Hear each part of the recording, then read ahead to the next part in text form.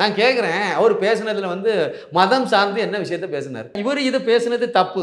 ஆனா உமா சங்கர்னு ஒரு அயோக்கியம் இருக்கான் பார்த்தீங்களா?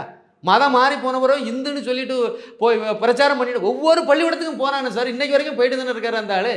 அந்த ஆளு என்ன செய்வீங்க நீங்க? என்ன செய்ய போறீங்க நீங்க? எதுக்கு வச்சுட்டு இருக்கீங்க? ஜகத் கஸ்பர்னு ஒருத்தர் இருக்காருல்ல, அவர் வந்து பள்ளிக்கூடத்துல போய் பேசவே இல்லையோ இது வரைக்கும்.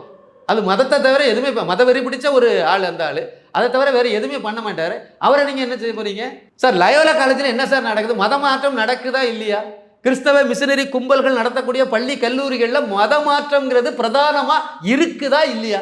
சார் பாதிரியாருக்கு பள்ளிக்கூடத்தில் என்ன சார் வேலை? பாதிரியார்கள், கன்னியாஸ்திரிகள் இவங்கெல்லாம் மத குருக்கள் சார்.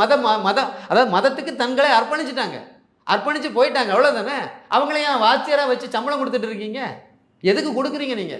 பாதிரியார் அவங்க அந்த பாதிரி ட்ரெஸ்ஸோட நின்று பாடம் எடுத்துட்டு இருக்காங்க சார். கன்னியாகுமரி மாவட்டத்துக்கு வாங்க, வந்து பாருங்க.